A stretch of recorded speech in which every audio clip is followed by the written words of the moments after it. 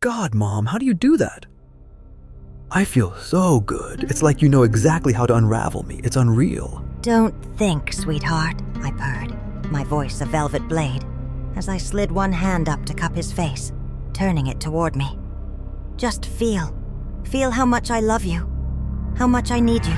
I kissed him again, bolder this time, my lips pressing fully against his, soft, warm, and yielding under the faint tang of lemon tea. He didn't kiss back. Not yet. But he didn't pull away either. Caught in the web of sensation and confusion I'd spun. My other hand slipped lower, tracing the waistband of his jeans, teasing the edge of something forbidden, something I'd never dared to cross until now. The line was gone, obliterated in the heat of my desperation, and I reveled in it. Ethan groaned, a low, guttural sound that sent a thrill racing down my spine. His hands finally moved, grasping my wrists, not to stop me, but to hold on, his grip unsteady but firm. This isn't... He mumbled, his voice breaking, but his body betrayed him, leaning into me, chasing the warmth of my touch, curious about what's happening between me and my son. Keep listening, I promise. It gets crazier than you think. Oh, and don't forget to subscribe. You'll thank me later. I still remember the way Ethan used to look at me, like I was the center of his world. And for a long time, I was. After his father passed away, it was just the two of us, no one else. He was only 13 at the time, and I was barely holding myself together. But somehow, we survived, together. He grew up so quickly, but in all the ways that mattered, he stayed close to me. Loyal, loving, gentle. He'd make me tea when I looked tired, rub my shoulders while we watched movies together, tell me about his classes, his thoughts, even his silly little dreams. He made me feel needed. No, more than that.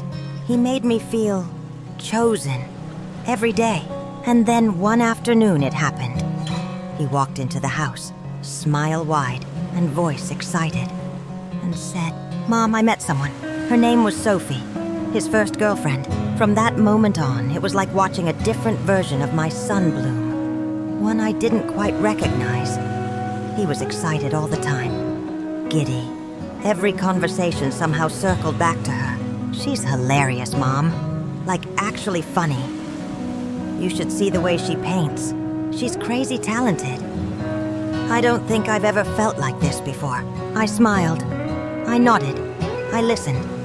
That's what a good mother does, right? But each word, each glowing compliment, felt like a small crack forming in something I thought was solid between us. He stopped lingering in the kitchen with me after dinner. He used to sit by my side every night, massaging my shoulders while we watched old movies. His idea, not mine. Now he'd say, "Sophie wants to call before bed. We're watching something together online." He didn't stop being kind. He didn't stop loving me. But something shifted, subtle at first, like a room that still looks the same, but doesn't feel the same. And suddenly, I found myself sitting alone on the couch, hugging a throw blanket he used to drape over me with a smile.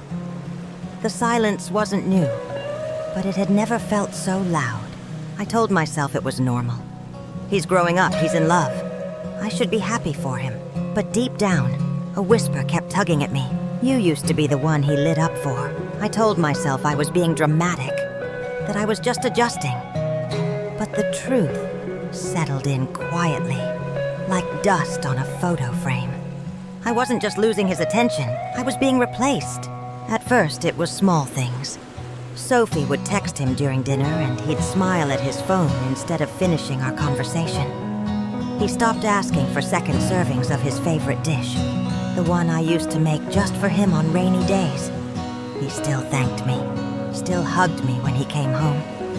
But there was a distance in his eyes now, a softness that used to be mine, now reserved for someone else. I hated that I noticed.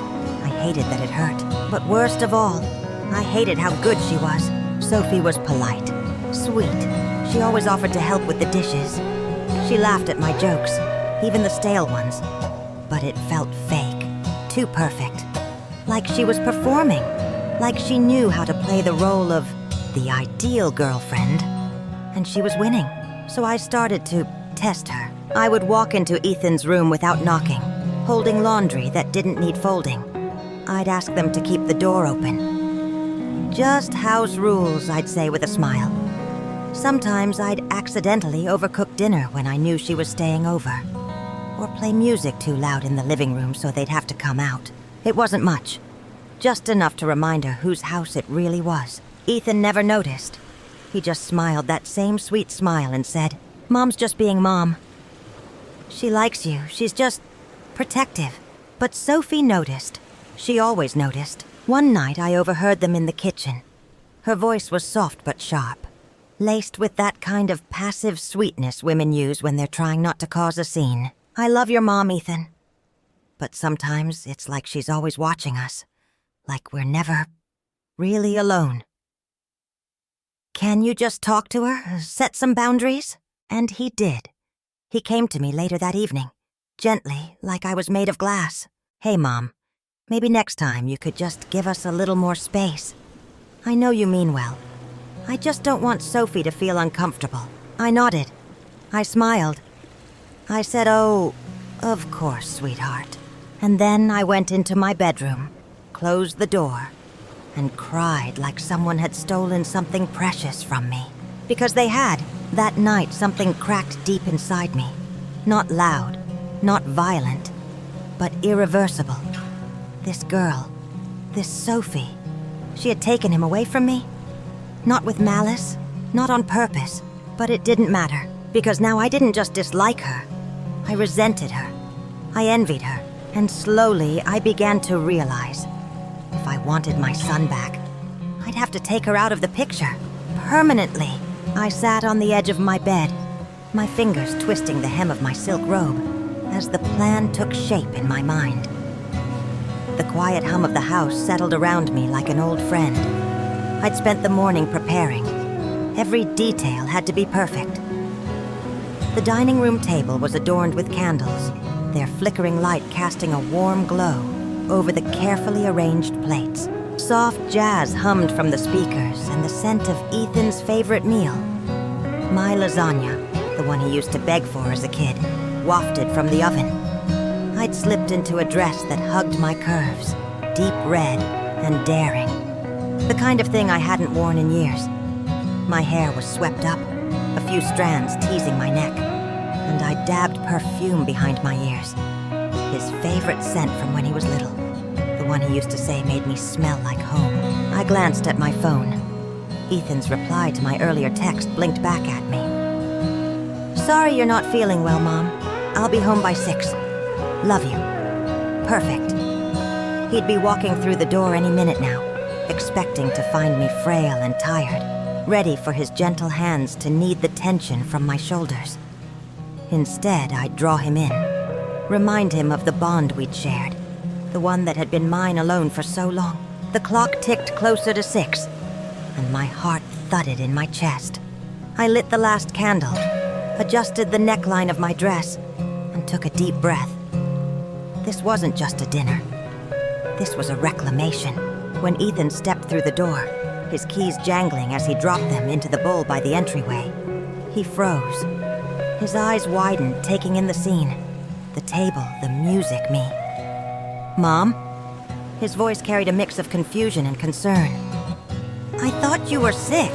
I smiled, slow and deliberate, stepping toward him. "I'm feeling much better now that you're here, sweetheart. Come in, I made your favorite."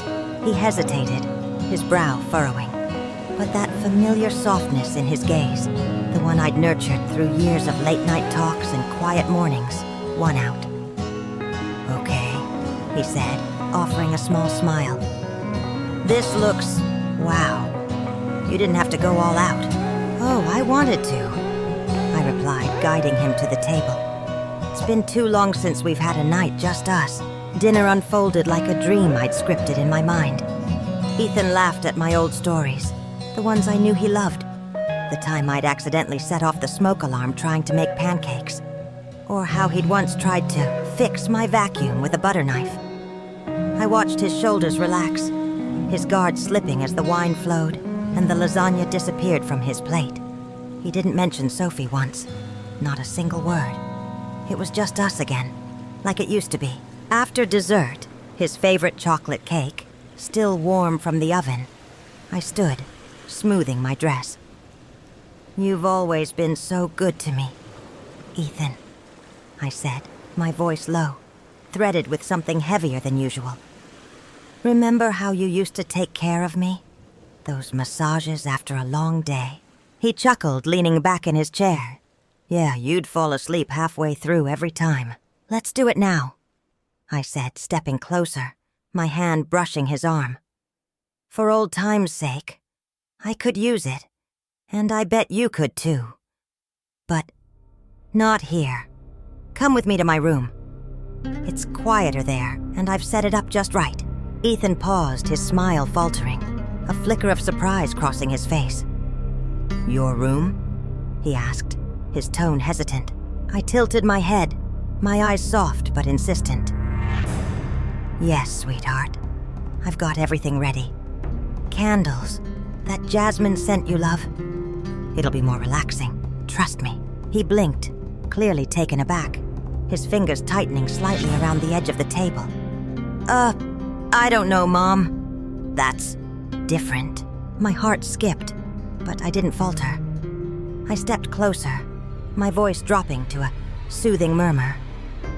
"I know it's a little unusual, Ethan, but today's been tough for me. I'm exhausted and my mood's been awful. Something like this. It'll lift my spirits. You don't mind, do you? Making your mom feel better?" Ethan's expression softened, though the unease lingered in his eyes. He rubbed the back of his neck, then sighed. "Okay, Mom. If it'll help you feel better, sure." My smile widened, a quiet triumph simmering beneath it. "You're the best, sweetheart. Come on." I led him down the hall, my bare feet silent against the hardwood, the sway of my dress deliberate. When I pushed open my bedroom door, the air was thick with jasmine, his favorite, a scent I knew pulled him back to simpler days. Candles lined the dresser, their glow bathing the room in a golden haze. A small table held a vial of essential oil and a glass of his favorite drink, iced lemon tea, sweetened just the way he liked it. I'd prepared it earlier, stirring in a subtle dose of something extra, a mild stimulant, enough to loosen him up, to blur the edges of his hesitation. "Wow," Ethan said, stepping inside, his eyes scanning the room. "You weren't kidding. This is intense." "Only the best for my boy," I replied, my voice a velvet caress. I gestured to the bed, where I'd laid out a plush towel. "Sit here for a second. I'll get the oil." Ethan nodded, still processing, and perched on the edge of the bed. I handed him the glass of tea. "Drink this first. It'll help you relax too. You've been working so hard lately." He took it with a small smile. "Thanks, Mom." He sipped it slowly, unaware of the faint tang beneath the sweetness, the way it would soon warm his blood, soften his edges. I watched him drink, my pulse quickening as he set the empty glass aside. "Lie back a little," I said, picking up the vial of oil. "Let me start with your shoulders." Ethan shifted, leaning back against the pillows, his posture still a touch rigid. I moved behind him, my fingers deft as I poured the oil into my palms, warming it between my hands. The scent of lavender mingled with the jasmine, thick and heady, as I pressed my hands to his shoulders. I started slow, my touch firm but gentle, kneading the knots I found there. "God, you're tense," I murmured, my voice low, almost a purr. "You've been carrying too much, haven't you?" Ethan let out a soft breath, his head tipping forward slightly. "Yeah, work's been a lot. And other stuff." My fingers slid along the curve of his neck, tracing the line of his muscles, my touch lingering just a moment longer than necessary. "You don't have to worry about this anything tonight," I said. leaning closer, my breath brushing his ear. "Just let me take care of you, like you've always done for me." His shoulders loosened under my hands, the oil slick and warm against his skin. I worked my way down his upper back, my palms pressing in slow, deliberate circles, the rhythm almost hypnotic. The room seemed to shrink, the flickering light and heavy scents wrapping us in a cocoon of intimacy. Ethan's breathing deepened, a faint flush creeping up his neck, whether from the oil, the tea, or something else I couldn't tell. Didn't care. "Feel good?" I asked, my voice barely above a whisper, my fingers dipping lower, grazing the edge of his shirt. "Yeah," he murmured, his words slightly slurred, the stimulant beginning to weave its magic. "Really good, Mom." I smiled, a quiet thrill sparking in my chest. I shifted closer, my knees brushing his hips as I straddled the space behind him, my hands sliding up to his temples now, massaging in slow, sensual strokes. The air crackled with something unspoken, something I'd orchestrated. His guard was down, his body pliant beneath my touch. "You've always been mine, Ethan," I whispered, my lips hovering near his ear, my fingers threading through his hair. "No one knows you like I do." He didn't respond, but a soft hum escaped him, his head lolling slightly as my hands worked their spell. The line between comfort and something more blurred, and I leaned into it, my touch growing bolder, my intent clearer. Tonight, I'd pull him back, mind, body, and soul. Sophie didn't stand a chance. The air in the room thickened, heavy with the mingled scents of jasmine, lavender, and something darker, something primal that pulsed beneath the surface of my careful orchestration. Ethan's head rested back against my chest now, his breathing slow and deep, each exhale a quiet surrender to the moment I'd crafted. My fingers traced lazy patterns along his scalp, threading through at his soft hair, then drifted lower, skimming the sides of his neck where his pulse beat steady and warm. His skin glistened faintly with the sheen of oil, catching the candlelight in a way that made him look almost otherworldly, like a statue I'd sculpted from memory and desire. I shifted subtly, my thighs pressing closer against his hips, the silk of my dress riding up just enough to bare the skin of my legs against the rougher fabric of his jeans. The contact sent a jolt through me, sharp and electric, and I bit my lip to stifle the sound that threatened to escape. This wasn't just about reclaiming him. It was about rewriting the narrative, etching myself back into the center of his world. "Ethan," I murmured, my voice a low, sultry hum, dripping with intent. "You're so relaxed now, just like when you were little. Do you remember how I'd hold you close, make everything feel safe?" He stirred slightly, his head tilting back further, eyes half-lidded as he gazed up at me. The stimulant had softened his edges, dulled the sharpness of his usual clarity, and his pupils were wide, dark pools, reflecting the flickering flames. "Yeah," he said, his voice thick, almost dreamlike. "Feels nice." Nice. The word was too small, too innocent for the heat coiling in my chest. But I seized it, twisting it into something more. "Nice doesn't even cover it, sweetheart," I whispered, my lips brushing the shell of his ear as my hands slid down his chest, fingers splaying over the firm planes of muscle beneath his shirt. "You deserve more than nice. You deserve everything." His breath hitched, a faint tremor running through him, and I felt it, the shift, the crack in his defenses widening under my touch. My hands moved with purpose now, slipping beneath the hem of his shirt, grazing the warm skin of his stomach. The oil made my fingers glide effortlessly, and I pressed harder, mapping every inch of him like it was mine to claim. Because it was. It always had been. "Mom!" His voice was a rasp, uncertain but not resistant, caught somewhere between confusion and the pull of the moment. He shifted beneath me, his body instinctively arching into my hands. And I took it as permission. Encouragement, even.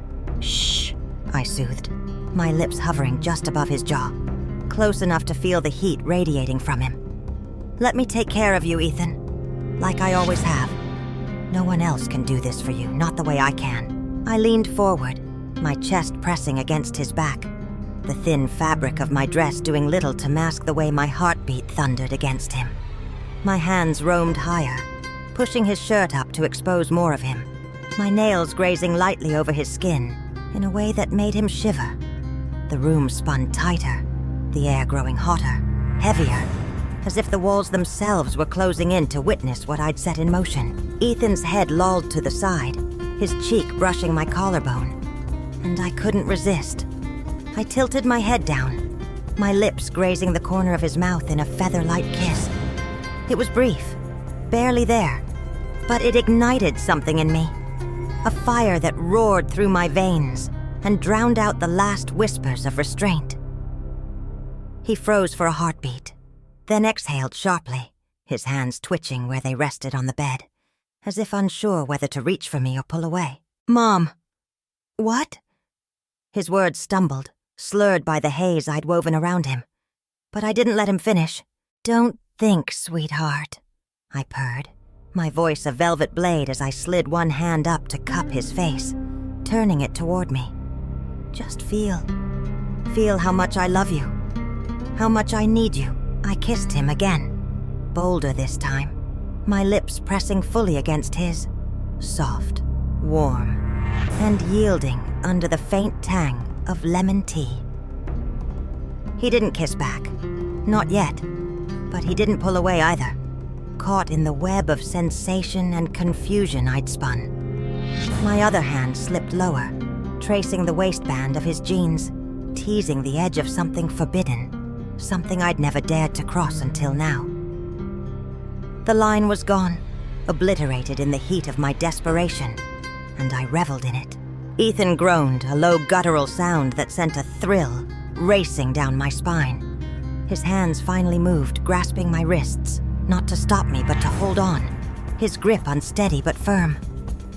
This isn't, he mumbled, his voice breaking, but his body betrayed him, leaning into me, chasing the warmth of my touch. It's everything, I whispered fiercely, my lips trailing along his jaw, down the column of his neck, tasting the salt of his skin. You're mine, Ethan. You've always been mine. She can't have you, not like this. Not ever. The mention of Sophie snapped something in him, a flicker of clarity piercing through the fog.